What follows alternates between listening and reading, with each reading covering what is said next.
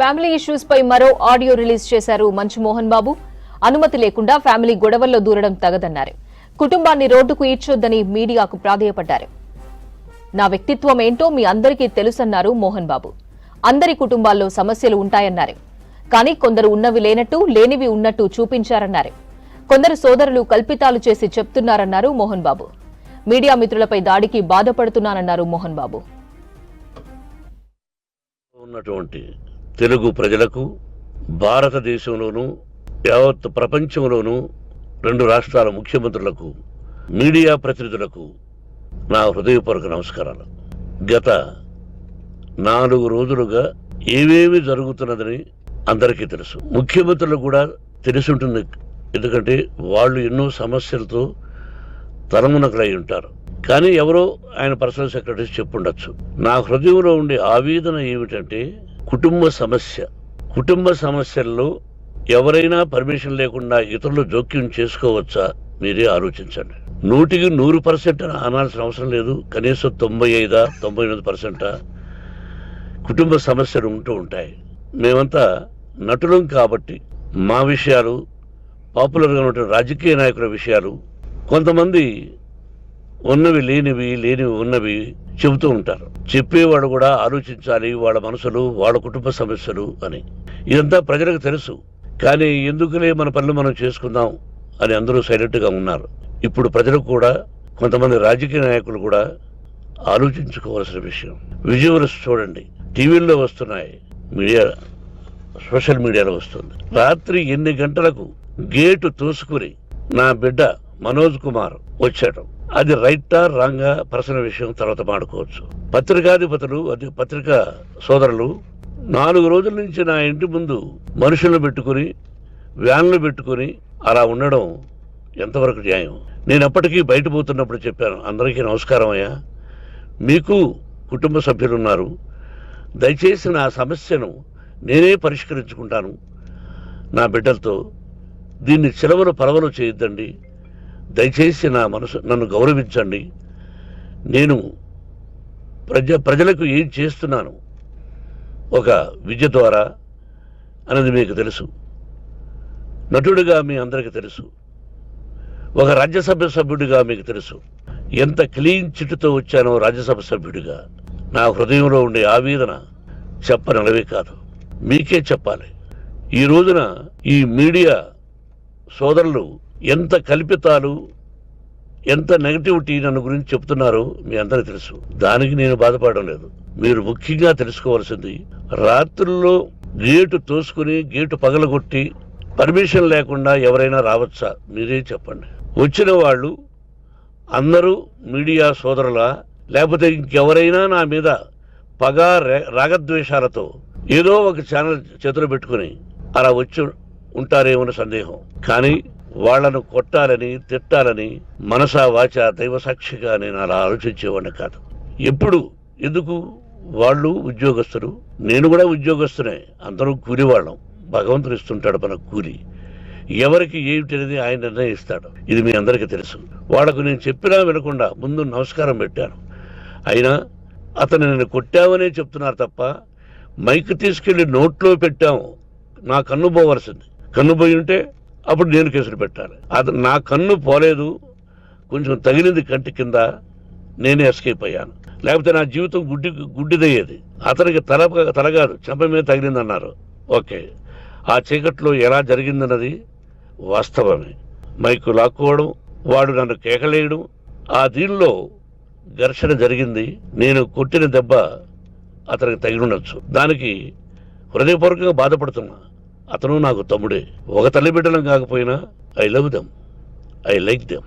ఈ రోజుకి బాధపడుతున్నా నేను. అయ్యో, అతని భార్య ఎంత బాధపడుతుందో, అతని పిల్లలు ఎంత బాధపడుతున్నారో అని నేను ఆలోచిస్తున్నా. మరి నేనెంత ఆవేదనకు గురి హాస్పిటల్లో అయ్యానో. నటించింది సినిమాలో నటిస్తాను తప్ప నిజ జీవితంలో నటించాల్సిన అవసరం లేదు. నాకున్నది ఒకటి ధైర్యం, సాహసం. నీతిగా, న్యాయంగా, ధర్మంగా బ్రతకాలన్నది నా ఆలోచన. ఎందుకు కొట్టాలి? గేటు బయటుండి నేనేమైనా అసభ్యకరంగా వాళ్ళని కొట్టుంటే డెఫినెట్గా నా మీద 50 కేసులు కాదు 100 కేసులు పెట్టి నన్ను అరెస్ట్ చేయొచ్చు. లేకపోతే నేనే పోలీస్ స్టేషన్ పోయి అయ్యా ఆవేశంలో నా ఇంటి బయట ఉన్న వాళ్ళను కొట్టాను, నాది తప్పే అని పోలీస్ స్టేషన్కి ధైర్యంగా పెడతాను. కానీ ఇంటి లోపలికి వచ్చి నా ఏకాగ్రతను, నా మనశ్శాంతిని భగ్నం చేశాడు. ఆల్రెడీ నా బిడ్డ చేస్తున్నాడు, అయినా నీ కన్నబిడ్డ, ఎప్పటికీ నీ కన్నబిడ్డే. ఏదో ఒక రోజున న్యాయం జరుగుతుంది, మేము కూర్చొని మాట్లాడుకుంటాం. దీనికి మధ్యవర్తులు అక్కర్లే. కుటుంబ సమస్యలకు బయట వాళ్ళని పిలిపించి ఇలా చేయండి మీరు ఇలా మాట్లాడండి అని చెప్పక్కర్లే. కట్టు బట్టలతో మద్రాసుకు వెళ్ళేవాడిని, పైసా లేకుండా కట్టుబట్టలతో, చెప్పులు సగం కింద అరిగిపోయి అలా వెళ్ళిన వాడిని. మా తల్లిదండ్రులు అద్భుతమైన జన్మను ప్రసాదించారు. ఒక్క పైసా ఇవ్వాల. నా కష్టార్జితంతో నేను సంపాదించి ఈరోజు నేను కులమతాలకు అతీతంగా 25% ఫ్రీ ఎడ్యుకేషన్ ఇస్తూ, నా స్థాయిలో నాకు తగిన సహాయం చేసుకుంటూ, వరద బాధలు వచ్చినా ఇంకోటి వచ్చినా అన్నయ్య ముఖ్యమంత్రిగా ఉన్నప్పుడు కూడా ఎన్నో చేశాను. బట్ అవి మర్చిపోయి ఈరోజు కొట్టింది మాట్లాడుతున్నారు.